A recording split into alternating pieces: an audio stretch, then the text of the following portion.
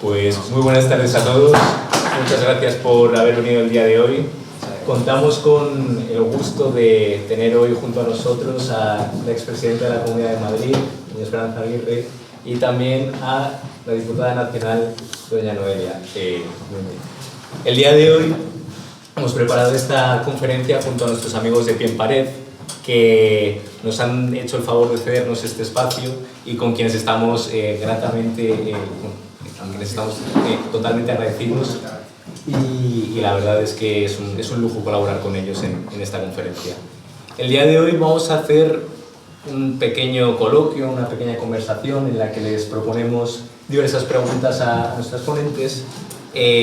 Principalmente vamos a hacer unas reflexiones sobre la conocida como batalla cultural. Es bien sabido que el liberalismo en ciertos aspectos ha tenido un poco de complicaciones para establecerse, para realizar una batalla cultural en el campo de las ideas, puesto que a pesar de que tenemos sin duda alguna la superioridad en el campo de la economía, que somos brutalmente superiores en cuanto a la generación de riqueza frente a las ideas socialistas e intervencionistas, hemos tenido complicaciones a la hora de establecernos, de desarrollar nuestras ideas y sobre todo de generar un discurso, de generar un relato frente al socialismo. De esta forma queremos recalcar y demostrar que el liberalismo debe dar esta batalla cultural y debe imponerse a las ideas socialistas no solo en el campo de los resultados, sino en el campo del relato. De esta forma les lanzo a nuestras ponentes la primera pregunta. Principalmente sería sobre la realidad social y política que existe ahora mismo en España, y sobre todo la necesidad, establecer el concepto de qué es la batalla cultural y la necesidad de dar esta batalla cultural. Así que muchísimas gracias a las ponentes y os doy la palabra. Bueno, muchísimas gracias, lo primero, a la Asociación Libertaria Austriaca y a Pie en Pared por la invitación, por la oportunidad de compartir mesa con quien es un referente para mí, lo ha sido siempre, y la sigo admirando en todo lo que hace. Ha dejado un legado maravilloso en la Comunidad de Madrid y por supuesto también en el Partido Popular de Madrid, y yo estoy muy orgullosa de que Esperanza Aguirre haya sido la presidenta de todos los madrileños y una de las mayores defensoras del liberalismo en España. Y para mí, pues, como una admiradora suya, siempre es un honor participar en un coloquio con ella. Bueno, la situación política en España, ¿qué os voy a contar? Obviamente voy a hablar de mi libro, ¿no? Estamos ante el peor gobierno democrático de la historia democrática, y no es una exageración. Esto no es, bueno, como ahora están unos y otros, no es una exageración. Tenemos a un gobierno que, además, desde el punto de vista liberal, yo creo que es importante denunciarlo, tenemos un gobierno que ha llegado al poder con la mayor transacción corrupta cometida jamás en democracia, que es la ley de amnistía, donde se compra impunidad por 7 votos, donde se rompe el principio de igualdad ante la ley de todos los españoles, y eso es totalmente contrario al liberalismo, ¿no? Y donde se quebranta la base de cualquier democracia liberal, que es la Constitución.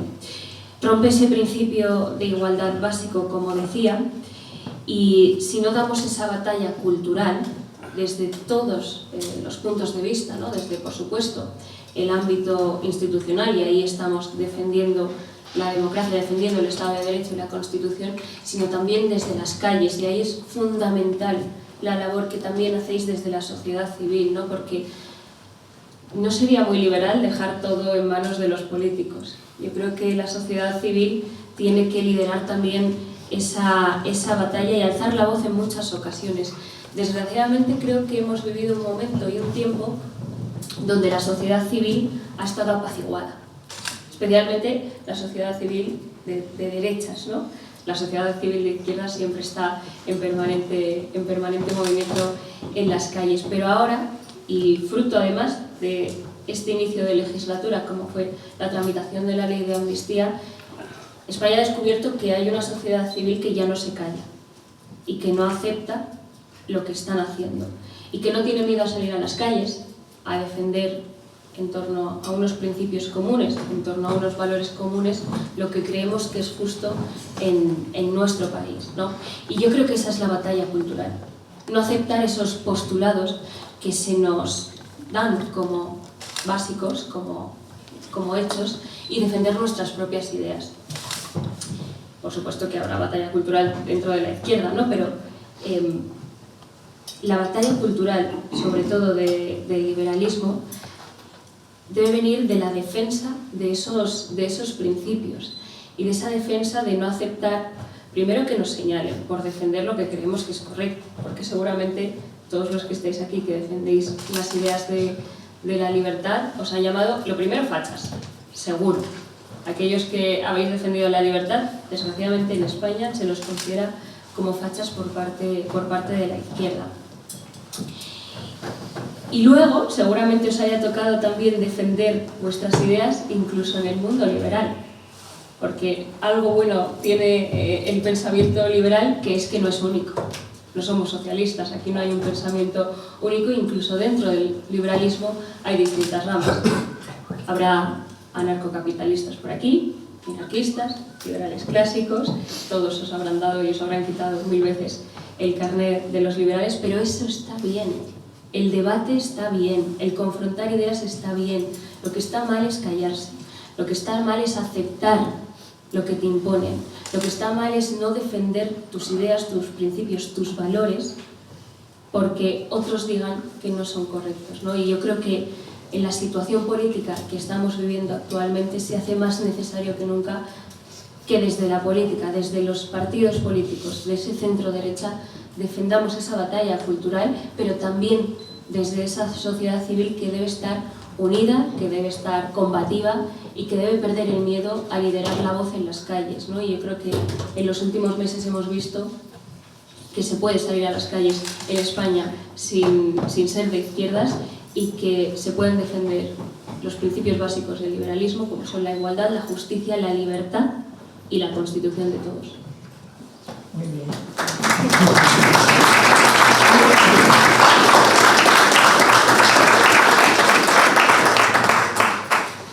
Muy bien, pues muy buenas tardes a todos. Muchísimas gracias, como no puede ser de otro modo, a la Asociación Libertaria Austriaca por invitarme y muy entusiasta felicitación por haber formado esta asociación, que además la formasteis cuando empezabais primero de Derecho, o sea que primero de Economía.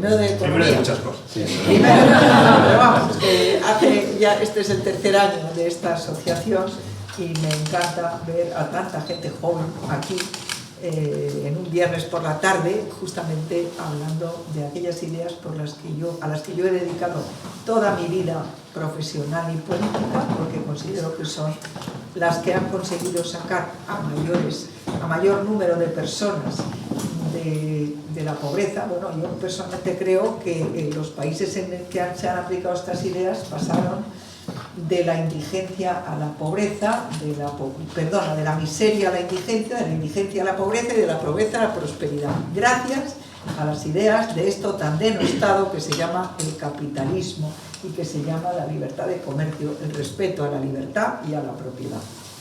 Y gracias, como no puede ser de otro modo, a pie en pared. Marcos de Quinto, que no está aquí, pero está aquí su hijo. Yo no sé si pedirle que nos dé un aire acondicionado, creo que está aquí también. Pues no sé si ¿No está... funciona? Creo, no lo sé si voy a intentarlo. Bueno, porque cada vez hará más tarde, porque estamos aquí muchos. Bueno, y sobre la batalla cultural, que es para lo que estamos aquí. Yo creo que la batalla cultural se puede llamar de tres maneras, ¿eh? Puede ser batalla cultural, porque efectivamente Gramsci ya dijo que la cultura era la esencia. Puede ser la batalla ideológica, que desde mi punto de vista es importantísima, porque el socialismo impregna a todas las ideologías de todos los partidos. Como dijo Hayek en el prólogo de su libro El camino de servidumbre, que se lo dedica a los socialistas de todos los partidos, pues eso lo dijo el año 44. Estamos en el 2024 y no es que estemos igual, estamos bastante peor. No hay un solo partido en Europa que reniegue del socialismo. Y en el mundo entero, solo Milei, que es, tengo que decir que es mi ídolo últimamente. Y si Milei triunfa, creo que habrá sido, vamos, una revolución mundial a la hora de defender el liberalismo frente al socialismo. Y puede ser, la batalla puede ser cultural, puede ser ideológica y puede ser política. A esa he dedicado yo mi vida política. Y bueno, con algunos resultados, algunos fracasos, por supuesto, no todo el mundo, pero algunos resultados. Y como veo que aquí hay gente muy joven, muy brevemente os haré un resumen de mi vida.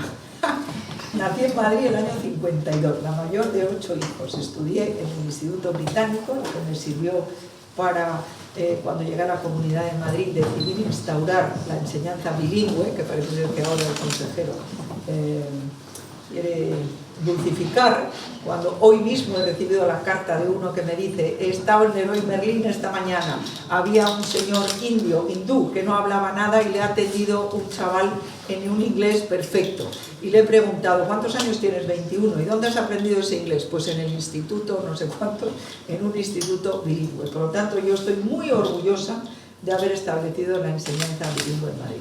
Pero esto era un inciso para decir que yo pude ir al Instituto Británico porque mis padres me llevaron ahí. Por supuesto, lo subvencionaba algo el gobierno británico, pero era de pago. Y yo lo que quería es que todos los niños madrileños cuyos padres quisieran, en los colegios que los profesores quisieran, pudieran estudiar no el inglés, sino el inglés.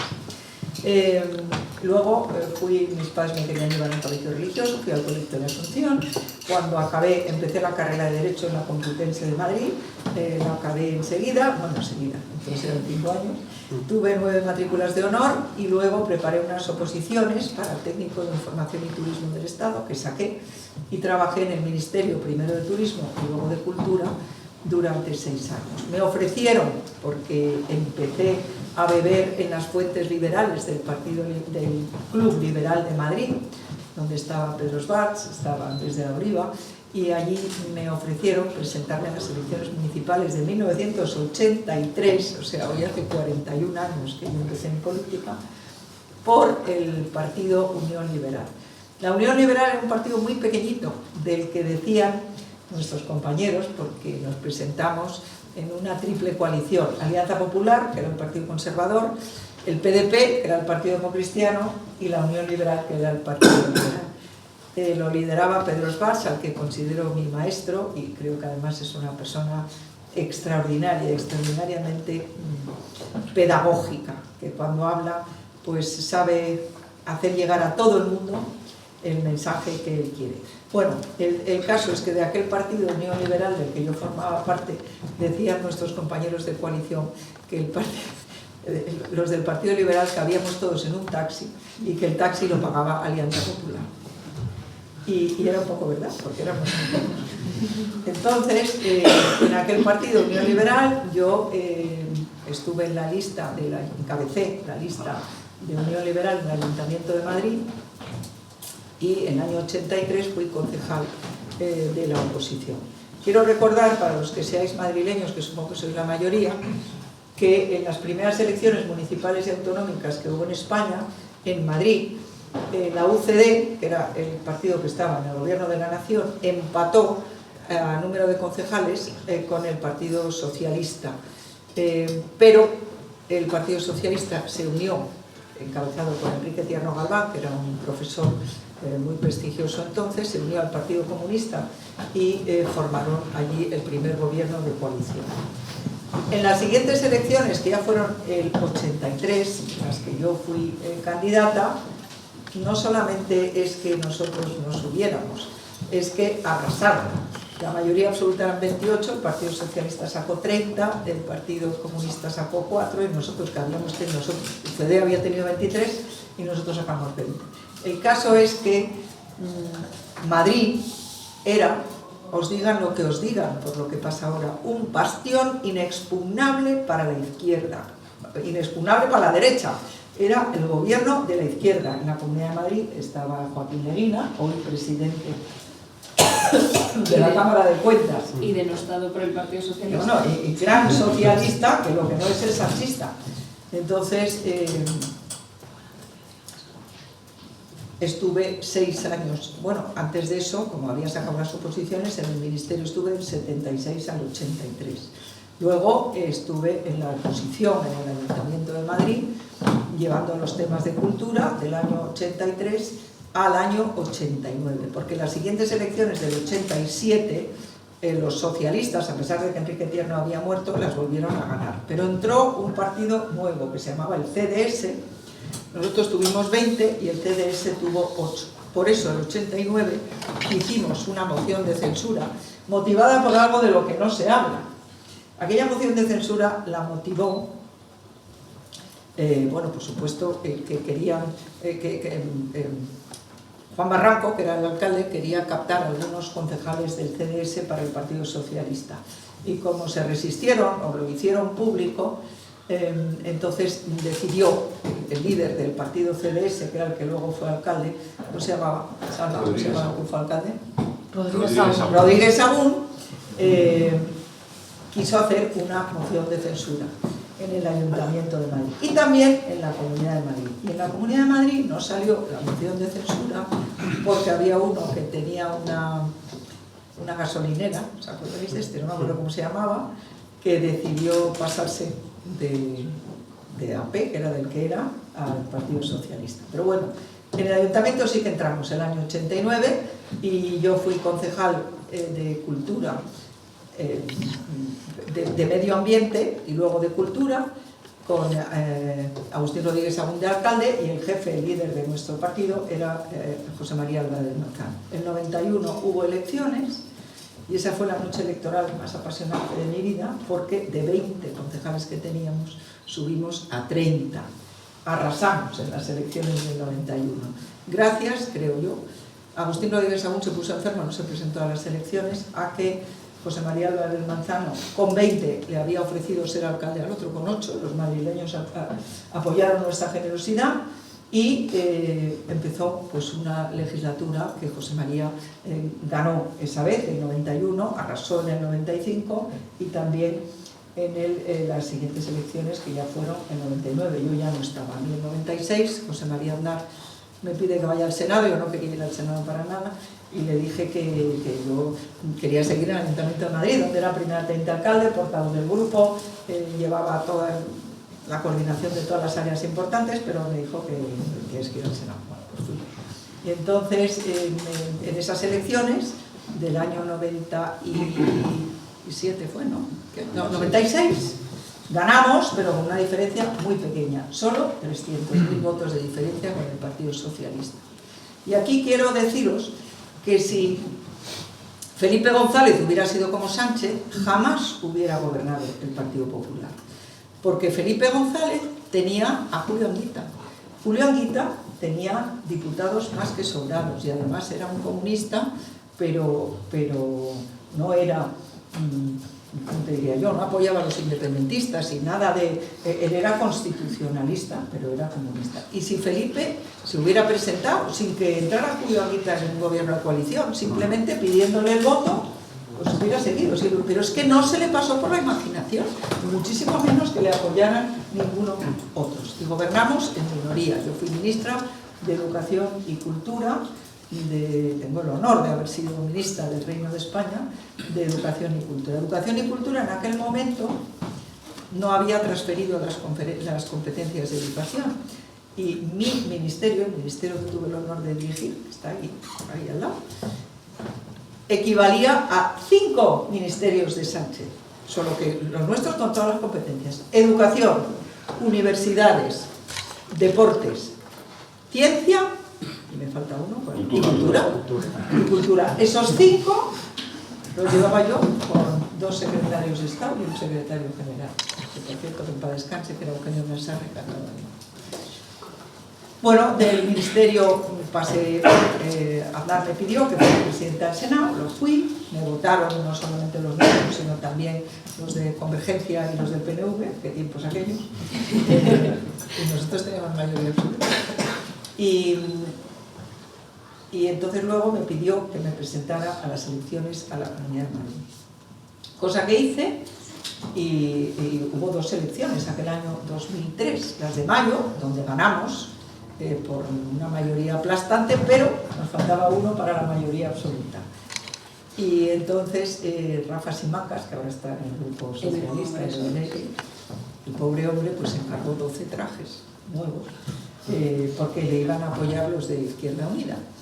Pero no contaba con que unos de dentro de su partido, que se llamaban, no sé qué por la base, ¿cómo se llamaban? Renovadores por la base, no estaban de acuerdo en que le dieran la consejería de urbanismo a los de Izquierda Unida, ni la consejería de otra cosa que les molestaba también, que no me acuerdo lo que era.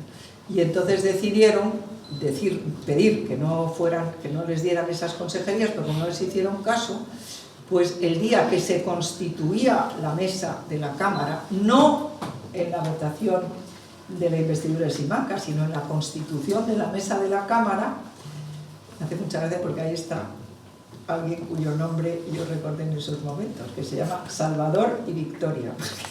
Nos hizo al grupo unos informes que nos fueron utilísimos. Bueno, pues ese día se abre la sesión, empiezan las votaciones para el secretario de la Cámara, que era el más joven, que no era nuestro, me parece, sí. Y luego el mayor de todos, no sé qué, no sé cuántas, y de repente... No, Westendorf. Westendorf había sido embajador no sé si en Washington o en la ONU, y el joven, ¿quién era? Había uno que tenía 20 años, pero era Izquierda Unida, creo. Luego lo he tenido yo de concejal en el ayuntamiento cuando me presentaba. Bueno, y de repente dicen que se suspenda la votación porque faltan 2 concejales. Y entonces no se podía suspender la votación, yo pedí la palabra y dijeron que sí. Entonces me viene Simancas a mi escaño, hay fotos y está todo puesto, que la tenemos que reanudar porque es que no es un percance, porque se levantó una y dijo que era un percance, es un plante. Yo nunca había oído esa palabra. Entonces, ¿cómo que es un plante? Sí, es un plante y vais a tener la presidencia de la Cámara. Y entonces nosotros llevábamos para ser vicepresidenta de la Cámara a Concha da Causa y resulta que es que iba a salir presidenta, porque nosotros, como faltaban 2 de ellos y nosotros nos faltaba 1, pues ya estaba, ganábamos esa votación. Y entonces le pidieron a mi jefe de gabinete, que era diputado entonces, todavía no había dimitido para pasar al cargo, que le escribiera un discurso, y está escrito a mano ese discurso, que es la prueba de que nosotros no teníamos ni idea de que estos señores se iban a ir, porque se inventaron, bueno, os cuento, entonces se inventaron que eso era una trama del Partido Popular. ¿Cómo una trama? Pues una trama decidieron que era del Partido Popular. Porque Simancas se fue porque le llamaron Zapatero y Rubalcaba y le dijeron eso, que había que inventar que era una trama, expulsar del partido estos renovadores de la base, bueno, bla, bla, bla, y eso le llamaron el Tamayazo, porque era Tamayo y una señora que se llamaba Sainz. Yo digo Tamayo y vamos, pero bueno, no sé por qué se llama. Entonces, a mí me presionan algunos para que me presente con la ausencia o con la abstención de estos 2 señores socialistas, y jamás quise. O sea, que es mentira que el Tamayazo nos diera a nosotros, nos lo dieron los madrileños, porque se presentó Simancas, como no le votaron los suyos, perdió la investidura, me decían a mí que me tenía que presentar, yo dije que yo no me presentaba. No fuera a ser que estos 2, si se ausentaban o si se abstenían, saliera yo presidenta y toda la vida me echarían en cara eso. Y como no hubo investidura, se convocaron nuevas elecciones a los 2 meses, que es lo que dice la ley. Y en las nuevas, no es que nos faltara uno, nos sobró uno, me parece. Y a partir de ahí, pues todas las demás elecciones sacamos, en las primeras sacamos creo que el 48%, y en las segundas el 53%. Y en las últimas, las del año 11, donde teníamos la Puerta del Sol tomada por todos estos señores de, ¿cómo se llama?, del 15M y todas esas cosas, pues sacamos el 51%. O sea, creo que fue un resultado magnífico. Y bueno, como el PP ganó las elecciones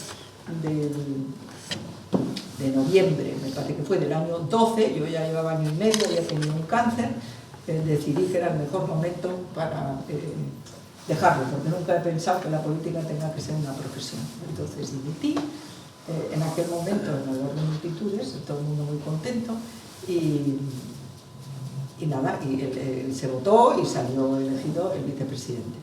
Yo me fui a la empresa privada y estuve allí 3 años o 4 años, hasta que me llamaron para que encabezara la lista del PP al Ayuntamiento de Madrid en el año 15, cosa que hice, ganando las elecciones, pero Ciudadanos no obtuvo los escaños que decían que iba a tener, y por tanto gobernó Manuela Carmena. Y yo, en vez de hacer como Carmena, que dijo que se quedaría si perdía y se largó, yo me quedé ahí hasta que, a mí me pareció que si un juez había detenido a quien había sido el vicepresidente mío, pues tenía que tener algo muy grave contra él. Bueno, pues hasta hoy no se ha visto nada que tuviera, pero bueno, el caso es que yo dimití. No sé por qué os he contado este rollo de mi vida, pero lo que os quiero decir es que para entrar en política es muy importante que tengáis claro cuáles son los principios y los valores que vais a defender. Lo que no puede ser es que haya ahora muchísima gente que llega a la política, todo lo contrario que Noelia, que es una crack, y que lidera el Partido Popular en el municipio más difícil de la Comunidad de Madrid, en el que yo he estado en las mesas electorales en las últimas elecciones, y verdaderamente es un milagro que hayamos podido tener los resultados que hemos tenido. Para ir a la política hay que tener claros los principios y los valores, y sobre todo no hay que ir como van muchos jóvenes ahora, se apuntan a las nuevas generaciones,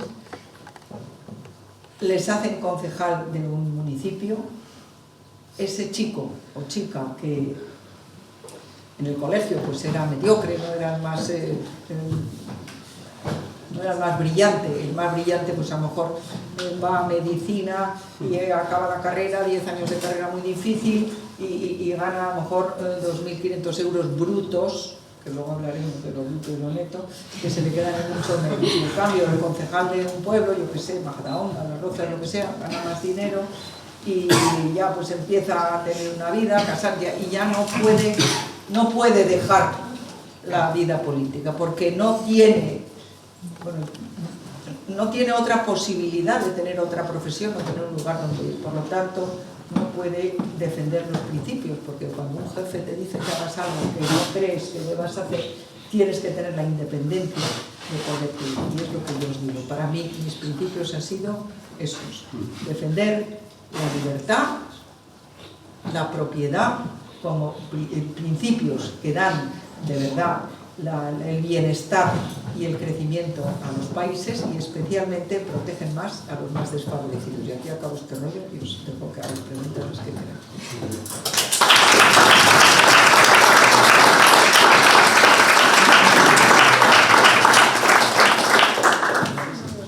Bueno, pues una vez escuchadas sus reflexiones, con las que estamos completamente de acuerdo, bueno, queríamos lanzarles la pregunta sobre la posición de la derecha política en la batalla cultural, tanto los errores que ha podido tener la derecha en el Parlamento y en el poder, tanto como sus puntos positivos, los objetivos que han conseguido y las victorias que se han tenido en este campo. Así que, bueno, sin duda alguna, una de esas victorias es que estas ideas están llegando cada vez a más gente. O sea, como las ideas de que la libertad y la propiedad son aquellos principios fundamentales para el desarrollo de la civilización y para la generación de la prosperidad y la multiplicación de la riqueza, sin duda alguna, desde mi punto de vista, son uno de los objetivos que ha cumplido la derecha liberal, en este caso, en la batalla cultural. Errores que hayamos cometido, muchos, claro. El primero de todo, que nosotros siempre nos centramos en la maravillosa palabra que es la gestión. Ay, no puedo votar. Nuestro campo de batalla es la gestión, ¿no? Nosotros lo que defendemos es que nosotros merecemos gobernar porque gestionamos mejor. Claro que gestionamos mejor porque defendemos las políticas de la libertad que, aplicadas a una gestión económica, dan sus frutos. Pero no podemos centrar exclusivamente la batalla en la gestión. Y luego con lo que estaba diciendo antes la presidenta, ¿no? Ella, que es además de brillante, muy humilde, no ha hablado tampoco de su gestión no política, o sea, no económica, perdón, sino ella le dio la responsabilidad a los ciudadanos de Madrid de tomar decisiones, que eso es base del liberalismo también. Ella permitió que nosotros pudiéramos elegir a qué centro de salud queríamos ir, el profesional sanitario que nos tratara, la educación que nuestros padres querían para nosotros, y devolvía al ciudadano esa potestad de tomar sus propias decisiones, que eso es base. El socialismo inunda todo, interviene absolutamente todo. Desde qué pensar, qué decir, qué comer, cómo vestir, absolutamente todo. Sin embargo, nosotros defendemos la libertad del individuo de tomar sus decisiones, porque nadie mejor que uno mismo sabe qué es lo que le conviene. ¿No es verdad que esa tentación socialista siempre está ahí, ¿no? Y especialmente en política? Cuando crees que tú mismo, porque esto es al final una espiral, tú mismo piensas que quizá estás en la razón y que el resto está equivocado y que tú vas a decidir mejor las políticas a implementar, ¿no? Pero ahí tienes que tener esa base sólida y fuerte. Tienes que seguir leyendo, tienes que seguir informándote, tienes que seguir conociendo autores. Y a mí, por ejemplo, y aunque me estoy adelantando, a mí me ha ayudado mucho Public Choice, sobre todo por ese dilema que a veces tenemos los liberales, ¿no? Aseguro que a la presidenta también se lo han dicho, ¿no? Liberales en política. ¿Cómo vas a ser liberal y estar en política? ¿Cómo vas a defender la libertad y cobrar un sueldo público, ¿no? Eso seguramente que lo hayáis escuchado en más de una ocasión. Y a mí esa escuela de pensamiento Buchanan me ha ayudado mucho a poder defender esos principios de la libertad aplicadas en las políticas públicas, ¿no? Y en esa política de incentivos, en esa toma de decisiones siempre basada en la prosperidad del individuo, en no pensar en los incentivos propios, sino en los incentivos de la sociedad. Y yo creo que hemos cometido muchos errores, pero también tenemos aciertos. Salir a la calle y decirle a cualquier persona que defendéis subir los impuestos. Es que ya el Partido Socialista ni se atreve a decirlo abiertamente. Ya lo camuflan, luego te lo suben, ¿eh? Igualmente. Pero te lo camuflan, no directamente te dicen te voy a subir los impuestos. Y yo creo que esa es una victoria del liberalismo. De conseguir que se extienda ese pensamiento, esa corriente de opinión de no tengo por qué pagar más impuestos. Pagar más impuestos no significa vivir mejor, ni mejores servicios públicos, no. Pagar más impuestos solo significa que nos van a despilfarrar aún más. Todo lo contrario de lo que la gestión que se ha hecho en la Comunidad de Madrid, que se ha demostrado que podemos tener los mejores servicios para los ciudadanos sin tener que estar asfixiados y ahogados a impuestos o teniendo que despilfarrar dinero público. No, la izquierda muchas veces, por ejemplo, en Madrid nos señala y nos ataca por la comunidad que menos invierte en sanidad. Oiga, y la mejor sanidad de toda España. La comunidad que menos invierte por habitante en educación. Y una de las mejores educaciones también, uno de los mejores sistemas educativos de toda España y con mejores resultados en todos los informes. Yo creo que eso quiere decir algo, ¿no? Esa batalla del liberalismo también, de una gestión económica austera, no despilfarrar, los impuestos justos, sin asfixiar a los ciudadanos, sin poner trabas, creyendo en ese libre mercado, sin tener una sobreregulación, revisando permanentemente las normas para evitar que lastre la actividad del propio individuo. Yo creo que esas batallas sí que las hemos ido ganando. Por supuesto que queda mucho por hacer, ¿no? Y lo vemos a diario, especialmente con la gente joven, que muchos estáis aquí, lo sufriréis, donde esas ideas socialistas sí que han ido calando en profundidad. Y ahí tenemos también, yo creo, parte de culpa, los partidos del centro-derecha, de haber dejado esa batalla cultural en los jóvenes y de haber dejado de hablar de lo que le interesa a los jóvenes y de que la izquierda haya copado o haya pensado que los jóvenes son de su propiedad y que son los únicos que les ofrecen soluciones. Ninguna, por cierto, porque las únicas medidas que han implementado para los jóvenes son puramente socialistas, que son bonos. El bono cultural, los 400 euros cuando cumplen 18 años, y para solucionar los problemas de vivienda, el bono alquiler. Ya está. Eso es lo único, además de intervenir con la ley del alquiler, ¿no? Eso es lo único que la izquierda propone para los jóvenes. Y ahí tiene que estar también el centro derecha, el pensamiento liberal, para acercar esa corriente de pensamiento a los jóvenes, ¿no? Y también ahí tenemos que hacer una reflexión en la educación. ¿Por qué tenemos una escuela de pensamiento en España como es la Escuela de Salamanca, que es referente en el mundo del liberalismo? ¿Y cuántos lo habéis estudiado en el colegio? Si alguien lo ha estudiado en el colegio, que levante la mano, porque aplaudo a ese colegio. Bueno, pues por favor, ¿qué colegio es? Uno de Castellón. Maravilloso. Qué envidia. Yo he estudiado en Madrid, presidenta. Qué envidia. Pero tenemos una escuela de pensamiento referente en el mundo liberal y los jóvenes no lo conocen en España. Yo creo que ahí tenemos también que hacer esa pedagogía para que el pensamiento liberal se conozca, para que la gente se lo plantee, para que descubra lo que es la libertad en sí, el pensamiento liberal, que no es nada raro, que es simplemente que el individuo sea dueño de su propia vida, ¿no? Y ahí sí que tenemos que dar esa batalla, tanto cultural como política, para acercarlo a los jóvenes. Y en algo que sí que nos distingue la izquierda y la derecha en la batalla cultural, es que yo creo que nuestra batalla cultural es más laxa, en el sentido de nosotros no censuramos a la gente por lo que piense, por lo que diga, por lo que opine. La izquierda sí, el socialismo sí. Y lo vemos, por ejemplo, en el mundo de la cultura. ¿Qué pasa cuando un cantante, cuando un actor se posiciona en algo que no es lo políticamente correcto dentro de ese mundo de la cultura? Que automáticamente es cancelado, condenado al ostracismo absoluto. Afortunadamente nosotros no somos así.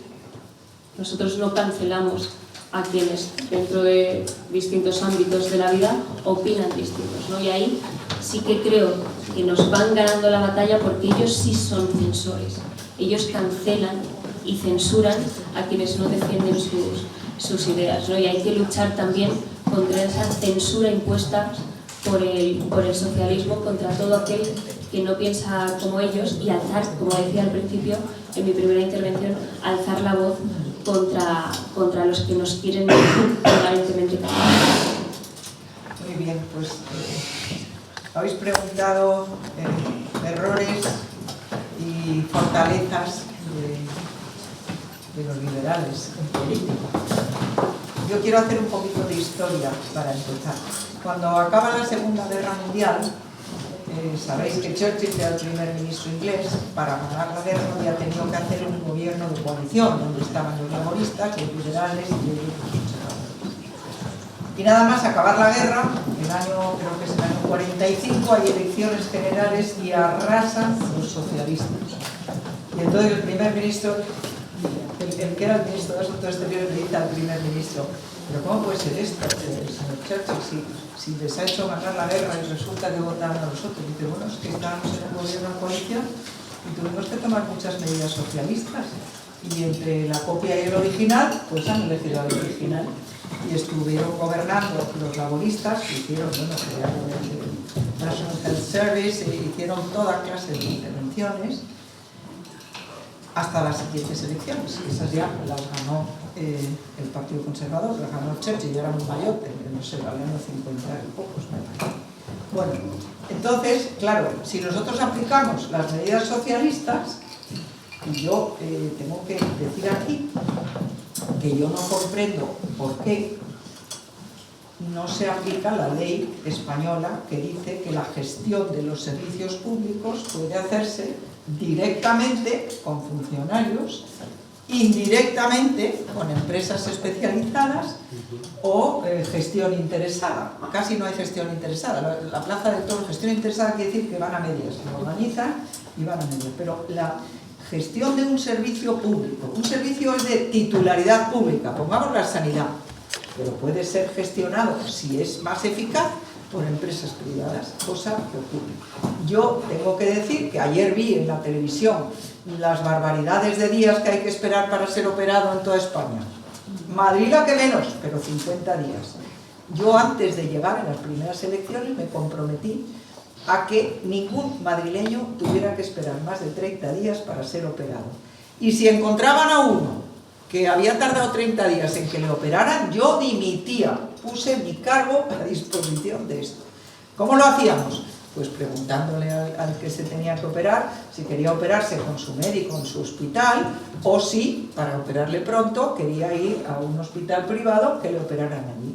Bueno, pues así llegamos a 30 días máximo. Y hoy todavía en la Fundación Jiménez Díaz y en algunos otros hospitales a los 15 días te han operado. Por supuesto no los asuntos graves, el cáncer y todas las cosas graves, claro que te las operan. Yo estoy hablando de esas operaciones que son muy incómodas, pues yo qué sé, las caderas, las rodillas, las cataratas, todas esas cosas que la gente tiene mucho interés en que se lo solucionen cuanto antes. Bueno,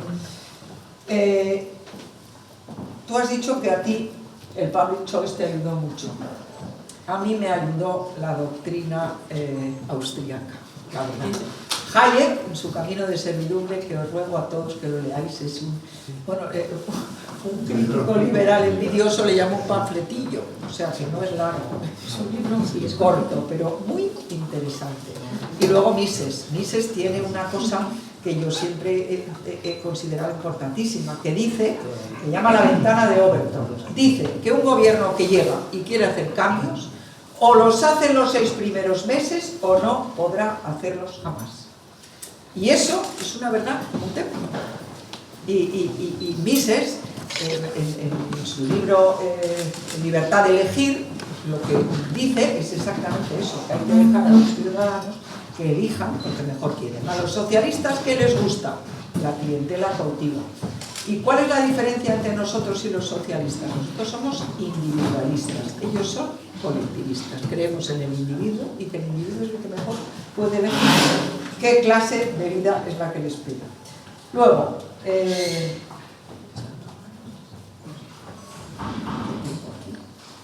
que es que aquí resulta que lo importante son las intenciones. Has hablado tú de esto de que hay que poner que Madrid es la que menos gasta en sanidad. Pero si es que no es una cuestión de presupuesto.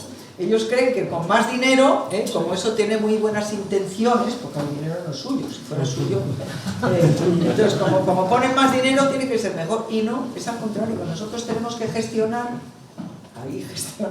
en función de qué es lo mejor para el bolsillo de los ciudadanos, cuánto menos dinero les tenemos que sacar. Entonces, lo que pasa es que ellos juzgan por las intenciones y no por los resultados. O sea, los resultados de su política son una catástrofe. No sé si, como diría Milei ya, además de arruinar a todo el mundo, además de incrementar la pobreza, la miseria, además de eso, como dice él, 100 millones de cadáveres de resultados de la política socialista, entre los chinos, los rusos y todos estos, y resulta que siguen juzgando por las intenciones en vez de por los resultados. Dos cosas más. Ahora Milei está con un lío con las universidades, no sé si lo habéis visto. Porque les ha dicho que tiene que hacerles una auditoría. Entonces dicen que eso atenta contra la autonomía universitaria. La autonomía universitaria lo que garantiza es que los profesores puedan enseñar, por ejemplo, si yo fuera profesora, pueda enseñar que los impuestos son malos, y otro podrá enseñar que lo mejor del mundo son los impuestos. Eso es la autonomía en la universidad, es para los profesores. Aquí en los colegios se está enseñando, el otro día lo vi en redes sociales, en primaria había que hacer un dibujo de por qué pagar impuestos es bueno, por qué así sufragamos en España, no sé exactamente qué comunidad, por qué pagando impuestos mejoramos la sanidad y la educación de... A lo que iba, y han salido unas estudiantes muy valientes diciendo, expliquen en qué gastan la plata, y entonces es lo que no quieren explicar. A eso le llaman que la autonomía universitaria les garantiza la autarquía. Entonces nosotros hemos dicho, pues si es autonomía y autarquía, pues financiense ustedes, porque les tiene que financiar el contribuyente. Es dinero del contribuyente, ustedes digan en qué gastan. Y termino con el tema de la educación, que has dicho con mucha razón. A ver, desde los griegos, la educación consiste en transmitir de una generación a otra los saberes que tenemos. Así ha sido a lo largo de toda la historia, en la Escuela de Salamanca, en el siglo XVI en España, de siempre transmitir nuestros saberes, que se llama la instrucción. Bueno, pues resulta, yo recomiendo un libro de quien fue viceconsejera conmigo, que acaba de salir, que se llama El suicidio de Occidente, que mira, el título es parecido al que dijo Milei en Davos. El suicidio de Occidente, de Alicia Olives Liniers, explica que la instrucción han decidido los pedagogos que no sirve para nada. Por eso los niños tienen que pasar el curso aunque suspendan, por eso no se pueden hacer exámenes, lo que tiene que hacer el niño es divertirse, y es verdaderamente catastrófico desde mi punto de vista para el futuro el que renunciemos a la instrucción. La instrucción es lo importante, es lo que tenemos que transmitir a las siguientes generaciones. Y finalmente, resumiendo, nuestra doctrina es que no creemos en el colectivismo. Otro día, si lo convocáis, hablaremos de eso que se llama el wokismo, que consiste en coger unos colectivos y hacerlos víctimas y a los demás hacernos los que machacamos a esos colectivos. Pero de momento nosotros defendemos al individuo. Y como dice muy bien Cayetana Álvarez de Toledo, yo soy mujer, pero usted a mí no me representa. Me representará quien esté en mi partido, quien piense como yo, pero no usted por ser mujer. Y no todas las mujeres somos víctimas, ni todos los hombres maltratadores, pero bueno, a ver qué más. Pues bueno, ahora también tiene el lío de saber qué es una mujer y qué no es.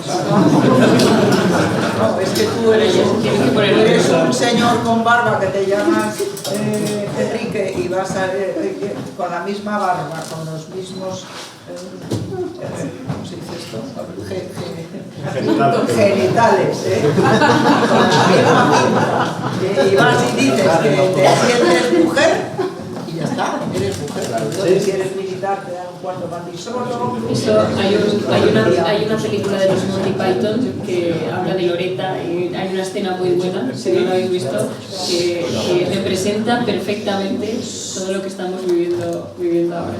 Bueno, pero es que es una locura, porque Pedro Sánchez ha convertido al podemismo en la anterior legislatura, ha hecho la ley trans y ha hecho la ley del sí es sí, dos disparates que no tienen nombre, y ahora en esta legislatura se ha convertido al independentismo. Y lo mejor es lo que le dijo, el verso que le dijo un señor en Asturias, por 7 votos. Ya fuera. Solo hablamos después. Muy bien, pues hemos visto cómo las ponentes han ido introduciendo, nos han comentado cómo es esa batalla cultural desde la derecha política. Noelia también ha hablado de la sociedad civil. Habéis hablado también de la clara superioridad que tienen las ideas de la libertad frente a las ideas del colectivismo, pero al final estamos en la Asociación Libertaria Austriaca y Esperanza ya lo ha introducido, nos tenemos que ir a un país en concreto que está dando mucho que hablar en el mundo, hay que irse a Argentina. Además, aquí en la mesa hay 2 estudiantes de Relaciones Internacionales y en el público tengo constancia de que también. Entonces, hay que hablar de Argentina. Javier Milei es alumno de nuestro presidente de honor, de don Jesús Huerta de Soto, que Esperanza le conoce, y tenemos que plantearnos varias cosas sobre este país. Los nuevos datos que continuamente vemos reflejan la caída de la inflación y el balance comercial del Estado argentino. Entonces podemos decir que en este país se está dando la batalla cultural en el ámbito, por supuesto, económico, pero no solo eso, sino también en todos los ámbitos. Noelia nos lo decía al principio, que hay que dar la batalla cultural en todos los ámbitos. Bueno, Milei lo está dando en el ámbito internacional, por ejemplo, defendiendo a la civilización occidental y también luchando contra el wokismo, que lo habéis mencionado anteriormente. Ha pedido entrar en la OTAN. Ha pedido entrar en la OTAN. Bueno, tenemos que ver, y yo quiero haceros esta pregunta, si consideráis que este ejemplo, el ejemplo de Argentina, puede ser fundamental para nuestra civilización. Dentro de poco van a ser elecciones en los Estados Unidos y allí también va a ser muy importante el resultado para todo el mundo occidental. Y también quería preguntaros si aquí, en España, en nuestro país, es posible un Javier Milei? ¿O nosotros no estamos hechos para tener un Javier Milei? ¿Qué pensáis? Yo lo deseo, pero vamos, de una manera con muchísimo interés. Quería decir algo de Jesús Huerta de Soto, porque lo conozco hace muchos años, y siendo concejal de Medio Ambiente fui a su despacho, no me acuerdo para qué, y le dije, es que fíjate, yo soy concejal de Medio Ambiente, y hay un señor ahí que ha puesto un árbol en su jardín que está molestando al otro, que no sé qué, que no sé qué. Y me dice, ¿y tú quién eres para decirle a uno? Lo que puede poner yo en tu jardín. Yo creo que Javier Milei ha conseguido algo impensable en la Argentina actual, ¿no? Que parecía que Argentina estaba ya condenadísima al peronismo, al kirchnerismo, y que no iba a salir de ahí con una sociedad permanentemente subsidiada y acostumbrada a la pobreza, que al final eso es a lo que lleva el socialismo, ¿no? Porque el socialismo lo que hace es que te acostumbres a vivir en la pobreza. El otro día veía unos datos del gobierno sacando pecho de que, creo que era la cifra exacta, no recuerdo, creo que era en torno a las 500.000 personas que recibían el ingreso mínimo vital y lo celebraban. Lo celebraban, y además parecen pocas, quieren tener más. Y celebraban que 500.000 personas en España cobraran el ingreso mínimo vital como una victoria, ¿no? Y yo creo que esa es el principal choque que tenemos entre liberales y socialistas. Nosotros no queremos que la gente viva en la pobreza y que se acostumbre a vivir en la pobreza. Ni que viva de subsidio. Claro, ni que viva de subsidio. Hay muchísima gente ahora. El otro día, ayer, íbamos hacia Sevilla, pagamos en una gasolinera a tomar algo y un señor se me acercó y me dice, mire, aquí no quiere trabajar nadie. Aquí hay una cosa, que es que no se casan, los novios no se casan. Tienen una hija o un hijo. Y entonces ella dice que es madre soltera, le dan ya una paga importante, luego el padre dice que lo reconoce y le dan también otra paga al padre y otras vacaciones, y entonces así estamos. Y por lo visto en el País Vasco a una familia, o sea, matrimonio con 2 hijos, le dan 1.800 euros, pero ¿cómo van a trabajar? Es que nadie quiere trabajar, porque si te ponen a trabajar pierden eso del subsidio. Pero bueno, a la pregunta de Milei, yo creo que es para estudiar de verdad. El otro día oí unas declaraciones de él que decía que le había ayudado muchísimo el haber sido, él llama arquero. Arquero es portero de fútbol. Y dijo, porque el portero tiene un mérito bárbaro, porque tú paras un gol, pues es como si lo hubieras metido en tu equipo. Dice, pero no comparen lo que gana un delantero con lo que gana un portero. Eso dijo una cosa. Otra, que él era muy admirador de los Rolling Stones y que entonces estuvo en un grupo de los Rolling Stones y que le sirvió, porque según él decía, yo es que cantaba fatal, no lo hice bien, pero me fue muy útil el llegar allí como se llega a los conciertos de rock, con el pelo, con los gritos, con no sé qué, histrionismo, decía él, que eso le ha hecho ser conocido entre los jóvenes. Y luego dijo, y en la pandemia yo he tenido la suerte de que los jóvenes argentinos pues han podido leer aquellas cosas que yo decía a Javier, han podido leer a los liberales de verdad y han discutido con los padres. Y luego dijo, y luego una idea maravillosa de mi hermana, no me acuerdo cómo se llama la hermana, Karina, que me recomendó sortear la dieta. La dieta es el sueldo del diputado. Y al sorteo, bueno, primero le dijeron que no iba a salir diputado, sacaron 2, y con 2 diputados, ¿qué vas a hacer en un parlamento de no sé qué? Y le ponían verde en todas partes, todos los medios de comunicación. Y entonces sorteó la dieta y se presentó 1 millón de argentinos, y cada mes la volvía a sortear. Se ha hecho súper popular, y ahora se está encontrando con todas las pegas que le pone todo el mundo, pero ha tenido el resultado más impresionante, 56%, el mejor resultado en porcentaje de votos de la historia de la democracia argentina. Bueno, las imágenes de la toma de posesión. Yo estuve en la toma de posesión. Fueron impresionantes, ¿sí? Bueno, y hablo de Huerta de Soto. Yo creo que en España sería impensable que, por lo menos pero actualmente, más ¿no? impensable era en la Argentina. Sí, pero que actualmente en una toma de posesión los ciudadanos gritan no hay plata.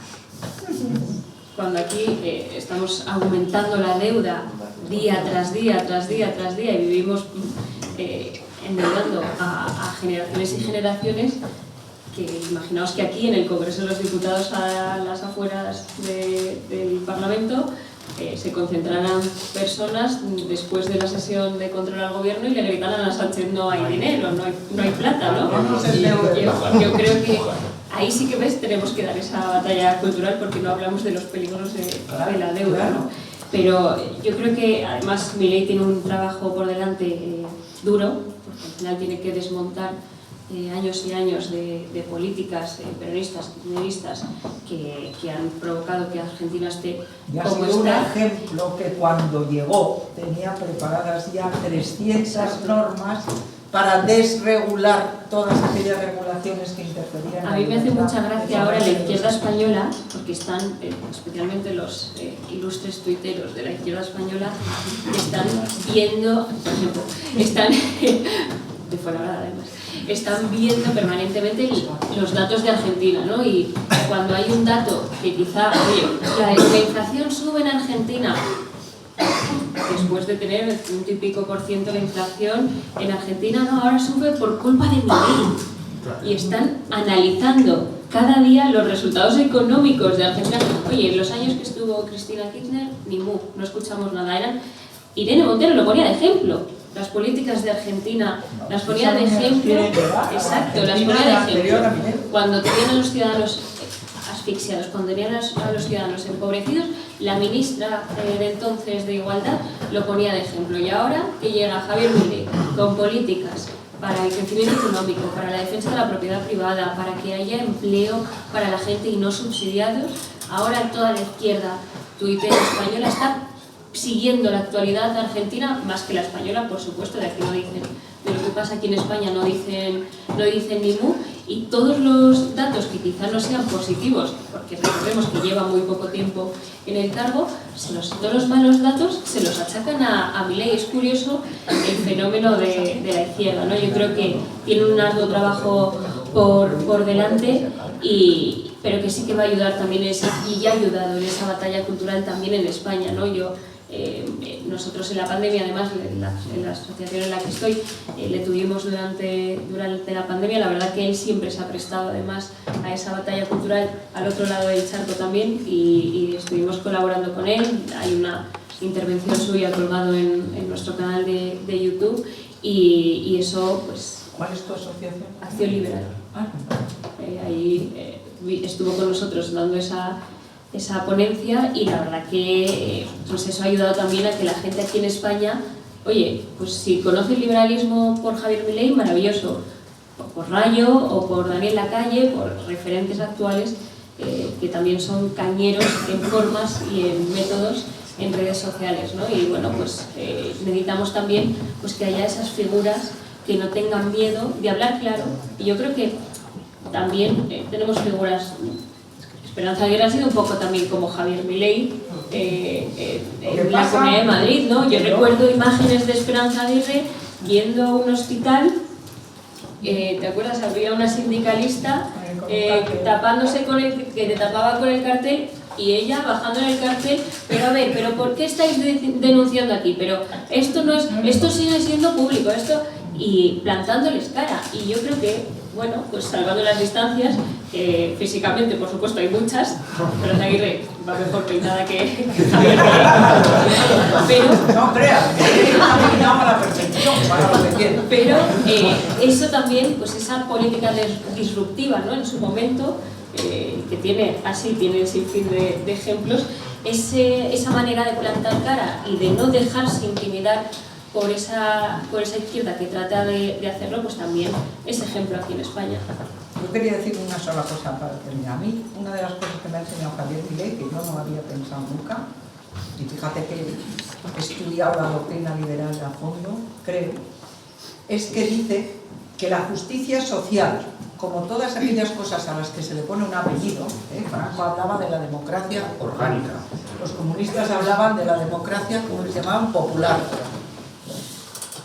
El apellido desautoriza a la palabra fundamental. La justicia social, según dice Milei, consiste en que tú le quitas el dinero a un tío que ha trabajado y que se lo ha ganado de una manera forzosa, es decir, obligatoria, sin darle otra salida, para dárselo a alguien que tú mismo has decidido, al que quieras, a esta de la paguita que no ha querido casarse para que sean madres solteras y cobrar más, o a lo que sea. Entonces dice que la justicia social no es justicia y tiene toda la razón. Hayek además decía que era el caballo de Troya perfecto para que pudiera entrar el totalitarismo. Claro, claro. Muy bien. Muchísimas gracias. Ahora vamos a pasar al turno de preguntas para que el público pues, pueda interactuar con los ponentes. Así que damos paso a ello. Todos a la vez, no, por favor, por orden, sentados clavados.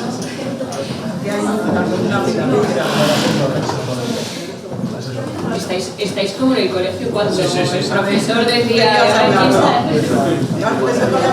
venga, los valientes. Oye, hay muchas palabras. Sí, hay muchos, por aquí. Venga, poneos de pie uno el que quiera. Luis.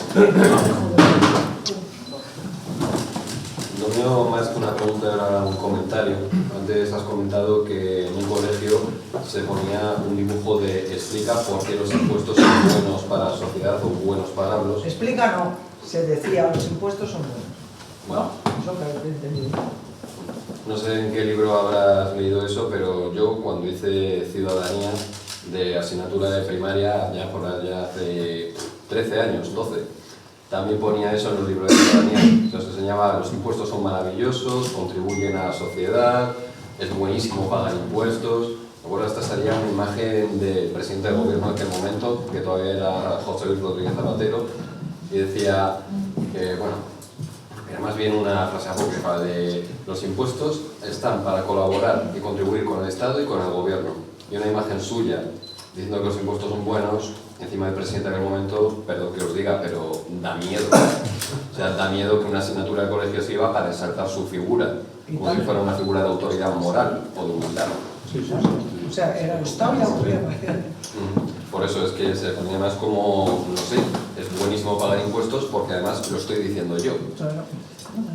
Y eso se está enseñando a niños de 9 y 10 años. No sé cómo estará ahora la educación, pero vamos. ¿Aquí en Madrid? Bueno, pues ahora ¿Aquí en Madrid? salía en una foto de ¿Era en Madrid? Zapatero. Sí, sí, de Madrid.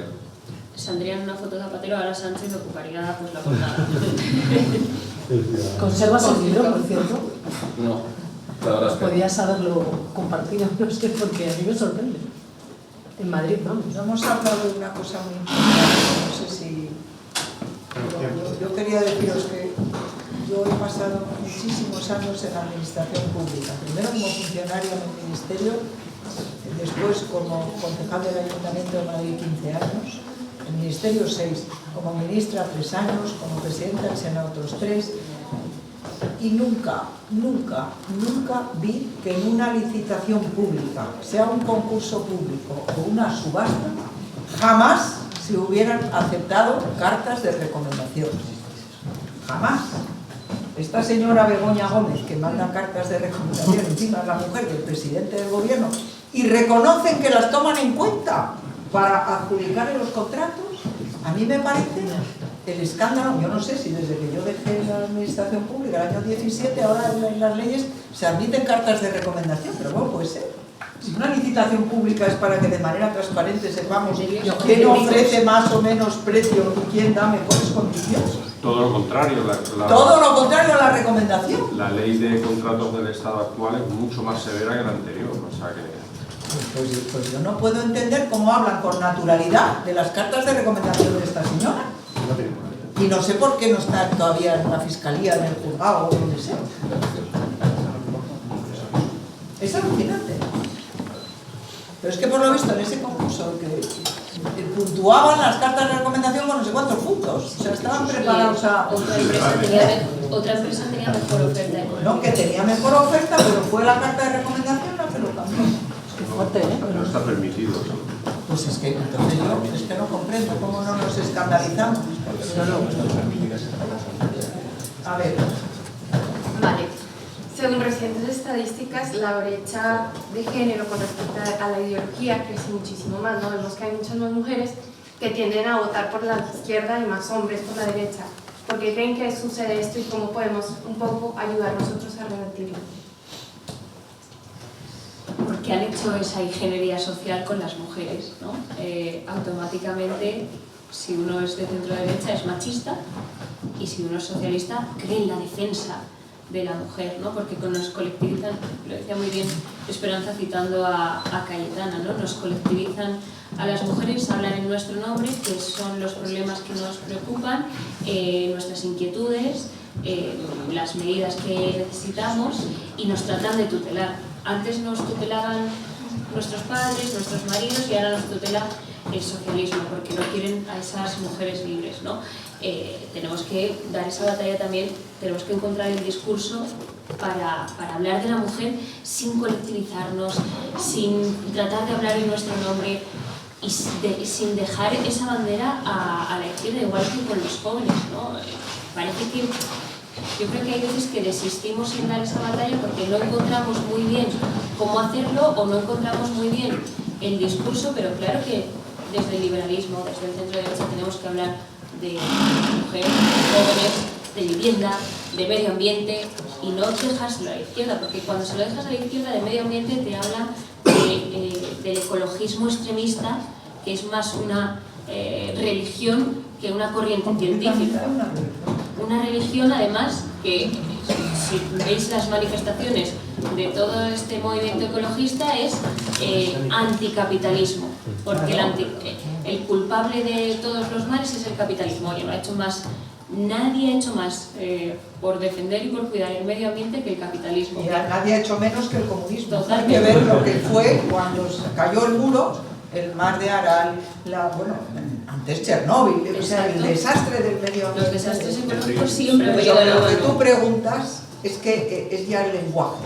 Ya, si en vez de violencia de género hablas de violencia intrafamiliar, que es lo que quieres decir en el fondo, ya te cancelan. Ya no eres de los que defienden a las mujeres, eres un machista, mierda. Eso es lo que...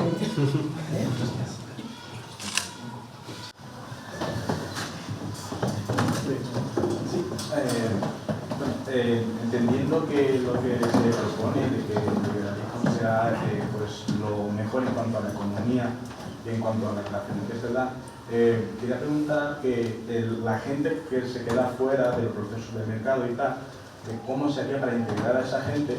Por ejemplo, yo soy de Bangladesh, hay mucha gente pues, que anda con discapacidad, hay mucha gente que no puede participar del mercado, y como no hay ningún tipo de Estado, ningún tipo de ayuda social, pues están a la deriva, y si se mueren, pues se morirán, ¿no? Entonces, ¿cómo podemos hacer para integrar a esa gente y de proteger a los más desfavorecidos? Pues lo primero que se requiere son unas instituciones, que es lo que han demostrado países como Singapur, como Corea del Sur, como Japón, con todos esos países han demostrado que con unas instituciones han conseguido que la inversión allí sea atractiva y que la economía de mercado permita que la gente salga de la miseria a la pobreza. El problema de Bangladesh yo no lo conozco, pero tú sí debes de conocerlo bien, y yo creo que el problema es que no tienen instituciones. Pasará como en Haití, que no tienen ni siquiera un gobierno ni una policía, no tienen nada,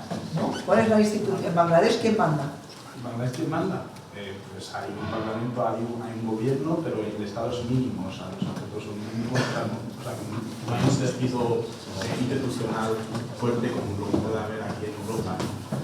O sea, el Estado es prácticamente inexistente. Pero que sea inexistente el Estado no es malo. Lo malo es... O sea, yo mi reacción es detenida. Pero si yo quiero ir a invertir a Bangladesh, imagínate que yo llevo una empresa importante y quiero invertir en Bangladesh, ¿puedo hacerlo? ¿Tengo seguridad jurídica? Es muy poca porque no hay un Estado que lo garantiza tampoco. Bueno, pero o sea que no hay instituciones, no hay una judicatura, no hay unos tribunales, no hay protección para la propiedad privada existe.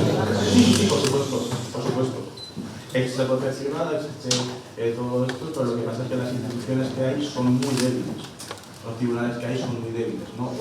O la protección jurídica que puede proveer el Estado es mínimo, ya que el Estado es... O sea, hay ejército. ejército. Pero no hay policía. También hay policía, pero, Entonces, pero que están en las ciudades y que no llega a... no llega a todo el mundo, ya, tampoco aquí, ni en ningún sitio. Pero la cuestión es si Bangladesh va hacia adelante con mayor seguridad jurídica y mejores instituciones o si está atascado o incluso va para atrás. No, va, pero es que en el proceso que va, pues hay mucha gente que se queda fuera del proceso de mercado y mucha gente que lo pasa muy mal, ¿no? Entonces mi pregunta es... Pero eso pasa también en todos los demás países. Y eso también pasa aquí en España. Pero muchas veces desde la izquierda además nos ataca y yo creo que hay que explicarlo también, ¿no? Parece que los liberales queremos que la gente se muera, ¿no? Eso nos lo han dicho seguramente en debates. Yo he tenido debates con socialistas y me lo han sacado siempre, ¿no? Vosotros todo privado y que la gente que no puede permitírselo, pues que no tenga médico. Los que quieren que la gente se muera son ellos, que están favoreciendo el aborto y la eutanasia. Nosotros lo que defendemos es, por supuesto, nosotros defendemos la vida. La vida, por supuesto.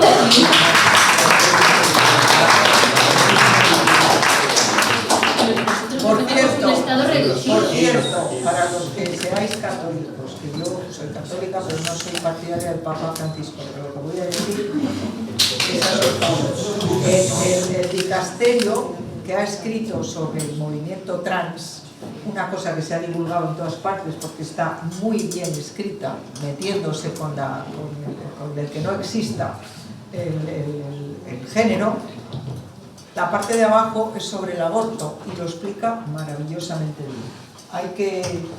Y dice que es que no es una cosa que podamos dulcificar, que es muy grave lo de que se deje el aborto como la interrupción del embarazo y se quite hasta la palabra. ¿Sí? Bueno, ya que hemos...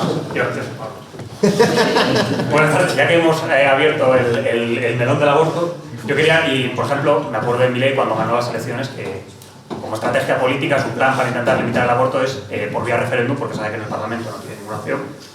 Pero bueno, ya que también esto es un tema un poco partidista, me pregunto cómo puede representar el PP la batalla cultural si su batalla precisamente respecto a un clásico de la derecha como es el aborto, que además se considera un asunto tan importante, ha sido prácticamente nula o directamente inexistente a pesar de mayorías absolutas como por ejemplo la de Mariano Rajoy o la de Isabel Díaz Ayuso a día de hoy en el Parlamento de Madrid, que siempre cuando no están en el gobierno se llenan la boca a hablar de la vida, de no sé qué tal, pero cuando llegan al gobierno, pues yo qué sé, dicen, no hasta los 18 años, permiso de los padres, y ahí se acabó, ¿por qué? Pues no vayamos a ofender. ¿Qué quieres? ¿Que se prohíba y se meta en la cárcel a los que aborten? Yo no. Por lo menos quitarle la financiación pública sería un mínimo que no sería normal.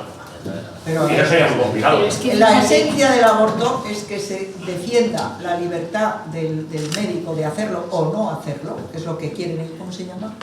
¿Cómo se llama la libertad? La libertad de conciencia. La objeción de conciencia, eso es lo más importante.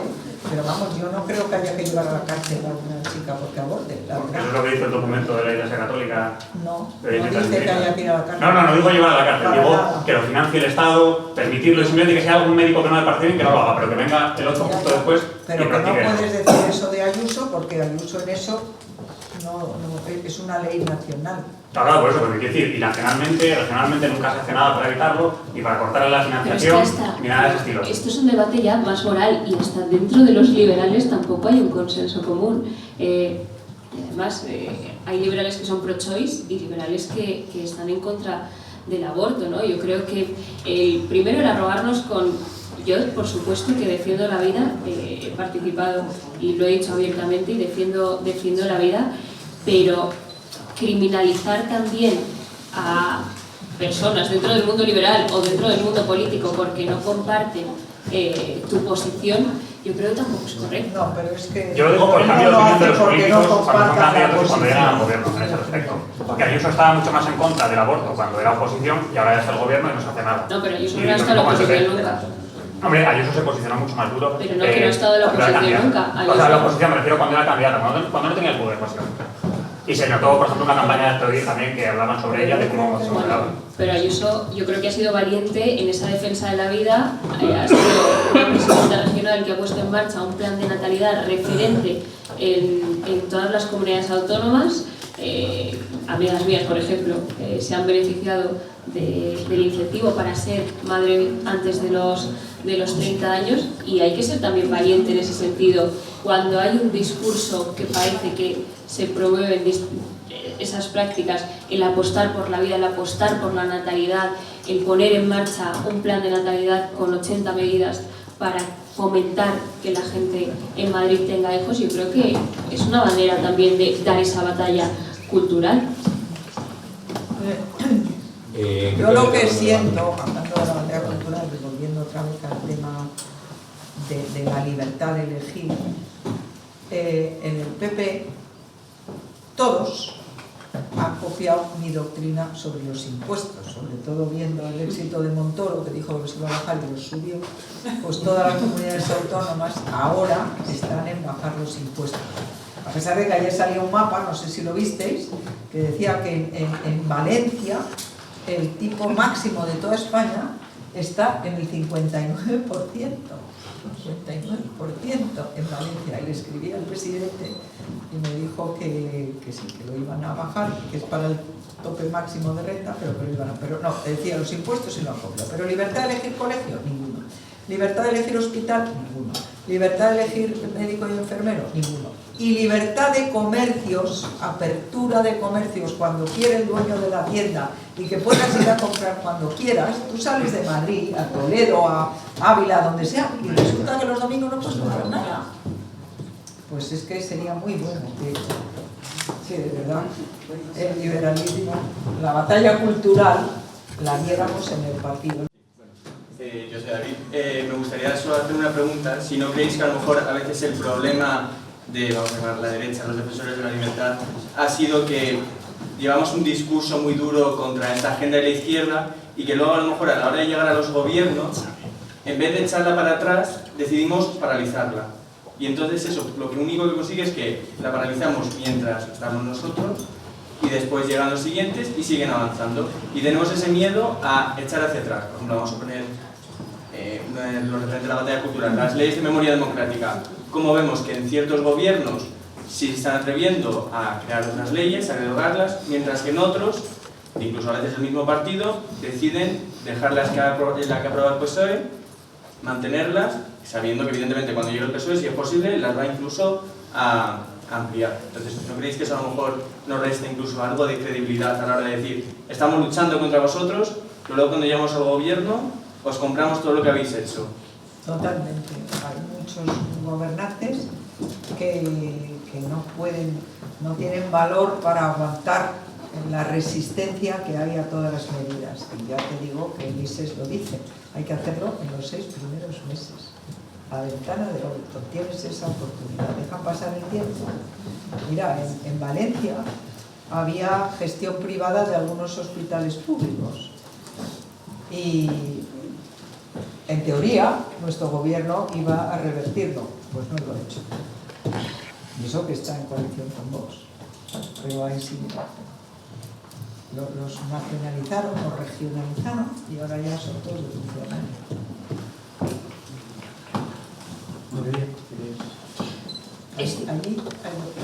Nosotros ahora tenemos también un problema enorme, que es lo que estamos viviendo, que es o sacamos mayoría absoluta o no gobernamos, desgraciadamente. Es verdad que hemos llegado a acuerdos en algunas comunidades autónomas con otros partidos, con Vox principalmente, y eso está ayudando también a que podamos a tener cierta estabilidad y a poder poner en marcha estas medidas, porque cuando estamos en minoría en los gobiernos es imposible sacar adelante cualquier modificación legislativa porque no nos van a apoyar. ¿Quién está en minoría? No, cuando hemos estado en gobiernos, en minoría en comunidades autónomas, en ayuntamientos, para revertir esas políticas ha sido imposible, ¿no? Lo que se refería a cuando estamos en Andalucía, La Rioja, Galicia, son sitios donde el Partido Popular, por ejemplo, tiene una mayoría absoluta y ha renunciado totalmente a dar esa batalla. La batalla cultural, es que ha renunciado.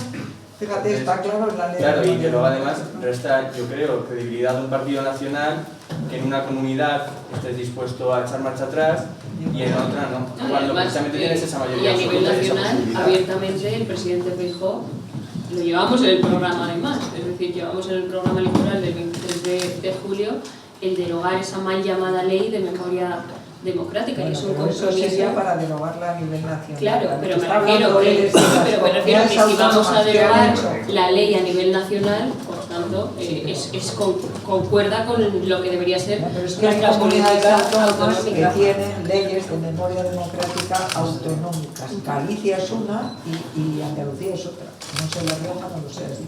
Sí, La Rioja bueno, dijeron eso, que en los sitios donde no estuvieran en coalición, que a ser posible, pues iban a mantener la legislación que hubiera previa. A ver, allí hay una chica. Pero nos estamos quedando sin tiempo ya.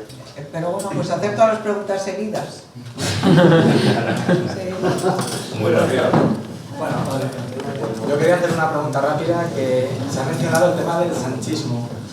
¿Cuál es la diferencia realmente entre el Partido Socialista y el Partido Socialista de Sánchez? O sea, creo que no hay y ha sido siempre igual de destructivo. Yo no soy defensora del concepto del sanchismo. Quizá en sus etapas iniciales tenía sentido, pero yo creo que el sanchismo es el socialismo. Me hace mucha gracia, por ejemplo, cuando Paje da ruedas de prensa permanentemente criticando un poquito para tener un titular a Pedro Sánchez y las medidas que lleva a cabo, pero es curioso que cuando sus diputados de Castilla-La Mancha tienen que votar en el Congreso de los diputados de Paje votan a favor de lo que dice Sánchez. Es decir, cuando hay que oponerse a la ley de amnistía o cuando hay que tramitarla, los diputados de Paje votan sí a la amnistía. Luego tienes a Paje criticando la amnistía, ¿no? Por lo tanto, esa dualidad, ¿no? Sanchismo-socialismo, creo que el Partido Socialista de antaño no existe. No voy a ser tampoco yo la defensora del Partido Socialista, pero un partido que expulsa a Nicolás Redondo, que expulsa a Joaquín Leguina, no solo le expulsa, sino que le ofende permanentemente ahora en la Asamblea de Madrid porque está dentro de ese consejo, pues yo creo que ha desaparecido totalmente, ¿no? Y ahora hay un socialismo nuevo, pero no se circunscribe exclusivamente al sanchismo, porque todos son satélites de Sánchez, independientemente. En ayuntamientos, mi alcalde en Fuenlabrada es el representante de Sánchez en Fuenlabrada y es del Partido Socialista, no es del Partido Sanchista, ¿no? Igual que en todas las comunidades autónomas y por toda España, porque nadie se atreve a alzar la voz, tampoco en su grupo parlamentario. Por lo tanto, todos son exactamente iguales. Claro, por eso, o sea, estamos de acuerdo porque un montón, digamos, de leyes destructivas, tanto económicamente como moralmente, no han sido promovidas por Sánchez, sino también por Zapatero y por Felipe González, por eso digo, pero estamos de acuerdo. Oye, si os parece, Sí, vamos. todas las las preguntas preguntas seguidas. Las preguntas que sean seguidas y así las podemos... Tú formula la Pues pregunta. ya he llegado al consenso de que el PP se ha abandonado un poco de batalla cultural. ¿No creen que se ha abandonado hasta incluso ha acercado posiciones respecto a la izquierda en batalla cultural? Porque yo, por ejemplo, veo el mismo discurso del PP en tanto a violencia de género y leyes de violencia de género, que exactamente el mismo discurso que el PSOE y el mismo discurso que el resto. Entonces, ¿no creen que también se han sumado a incluso cierto wokismo o ciertas batallas culturales? Entendido. Otra pregunta. Sí. Sí, continuando de la misma línea, un comentario y una pregunta. Primero, muchas gracias por la exposición. O sea, hemos hablado del sanchismo, el socialismo, pero Milei, que usamos un poco como referencia a los liberales ahora mismo, habla del estatismo, ¿no? Es decir, el problema no es realmente el socialismo, es la intervención del Estado per se. Entonces, me gusta ver una esperanza que sin cargos políticos es un poco más radical, un poco menos tibia en cuanto a los planteamientos frente al Estado. Me parece algo que me gusta. Yo siempre fui radical. Yo radical creo que es ir a la raíz. A mí me gusta como radical y siempre me enaltece. Ahora incluso un poco más, y me gusta ese paso. Entonces, la pregunta sería, ¿creen que vamos a ver un Madrid independiente como ciudad-estado alguna vez?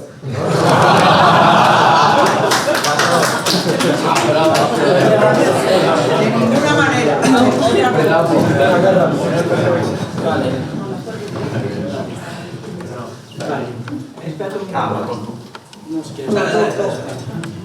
Al igual que Javier Milei y sus amigos de su continente como Bolsonaro, Trump, tiene el PP una fuerte oposición a la Agenda 2030, al igual que el continente vecino con Milei y Trump. Y si hay esa posición, realmente de cara a las europeas se va a ver esta posición a la agenda. A mí no me gusta mucho Trump porque está en contra del libre comercio, pone aranceles y no está de acuerdo con el libre. Claro, me gusta mucho más que Biden, evidentemente. pero en la Agenda 2030 mi amigo Margallo ha dicho que es el Evangelio. Y yo le pongo verde y escribo artículos todos los días en contra. Pero gracias a Dios el partido no se ha pronunciado. La última pregunta. Bueno, ha estado muy bien esta apología de las ideas de la libertad, pero mi pregunta es muy simple, la verdad. Y es ¿por qué vuestro partido no las practica? ¿O parece ser que no las practica? Bueno, no pasa nada porque eso es lo que siempre nos han dicho, pero yo creo que los gobiernos que han apostado por la libertad siempre han sido los del Partido Popular. Muy bien.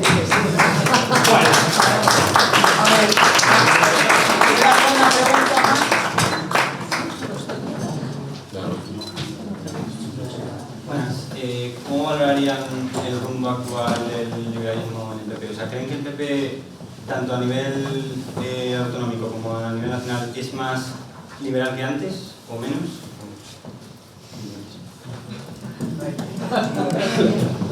¿Pero respondemos ya o...? Sí, ya todas seguidas. Yo lo que creo es que el Partido Popular es un partido en el que hay distintas sensibilidades y no estoy somos una secta. Exacto, y yo estoy muy orgullosa de pertenecer a un partido donde con compañeros míos que tienen el mismo carné de partido puedo debatir sobre temas económicos, sobre temas morales, sobre política, y en ocasiones estamos de acuerdo y en ocasiones mis debates más intensos os aseguro que han sido con compañeros de mi partido, y a algunos les he acabado llamando socialista incluso, ¿no? Y siguen siendo mis amigos también, ¿no? Pero creo que hay una mala concepción en España de lo que debe ser un partido político o lo que tiene que ser la política, ¿no? Parece que los partidos políticos tienen que ser como una religión, como si eres hincha del Madrid o del Atleti, automáticamente si eres del Madrid aplaudes todo lo que hace el Madrid, y si eres del Atleti aplaudes todo lo que hace el Atleti, pero aún así, pero aún más odias lo que hace el Madrid, ¿no? Que eso es el Atlético de Madrid, ¿no? Y yo creo que hay que fomentar ese debate interno en los partidos, y yo lo envidio en otros países donde hay un bipartidismo, mejor o peor entendido. Nos podemos ir al caso de Estados Unidos, donde demócratas y republicanos, dentro del Partido Republicano tienes el Tea Party o tienes a liberales, que es como quizá una contraposición, y es maravilloso que dentro de un mismo partido puedan existir distintas sensibilidades. Habrá personas que defendamos más el liberalismo, otras personas que sean más socialdemócratas, también las hay, claro que sí, humanistas cristianos, gente que se denomina de centro, ¿no? Bueno, pues es que eso es un partido político. Mientras tengamos unos principios y unos valores claros, comunes, donde no tienes que estar de acuerdo siempre al 100% con lo que un partido, si conseguís, yo no he encontrado ningún partido que me represente al 100%, pero es que tampoco he encontrado a ninguna persona en este mundo que piense igual que yo en todo, a nadie, afortunadamente, porque si no, menuda sociedad tendríamos, ¿no? Y pretender pensar que en el Partido Popular solo puede existir el liberalismo y que no puede haber otra corriente de pensamiento, a mí me parece un error. Yo estoy totalmente de acuerdo con eso último que has dicho, y solamente quiero decir que en la democracia, desde el año 78, José María Aznar consiguió que en el Partido Popular estuviéramos a gusto los liberales, los conservadores, los demócratas cristianos y los socialdemócratas. Todos estábamos en el Partido Popular y nos sentíamos ahí a gusto. Cuando le pasó el partido, después de, creo que eran 15 años o 14 años, a Mariano Rajoy, así llegó el partido a Mariano Rajoy y tuvimos casi 11 millones de votos, con aquellas 4 fuerzas políticas. Por desgracia, después de decir que íbamos a bajar los impuestos y los subimos, que íbamos a derogar la ley de memoria histórica y no lo hicimos, que íbamos a tocar la ley del aborto y no lo hicimos, todos esos disparates que por desgracia hizo el gobierno del PP encabezado por Mariano Rajoy, de 11 millones pasamos a 5 y pico. Y eso fue la condición en la que Mariano Rajoy le pasó el partido a Pablo Casado, al que yo apoyé muchísimo con mi amigo de tú, Noelia, cuando llegó, pero por desgracia se enceló con que Isabel no pudiera presentarse al siguiente congreso, la prohibió ser presidenta del partido en Madrid, y compró la información que le dio la Moncloa. Eso es una gran desgracia, pero yo estoy totalmente de acuerdo con Noelia, que el partido no es una secta y que lo que hace falta es que estemos todos a gusto. Claro, si nos dicen que la Agenda 2030 es el Evangelio, pues tenemos que levantarnos en armas, que es lo que yo por lo menos hago. Pero puedes hablar y puedes decir tu opinión. Y lo escribo. Y es que eso es maravilloso, que en un partido político tú puedas decir... Y todavía no me han echado. Como Elena, claro. Muy bien. Muy bien.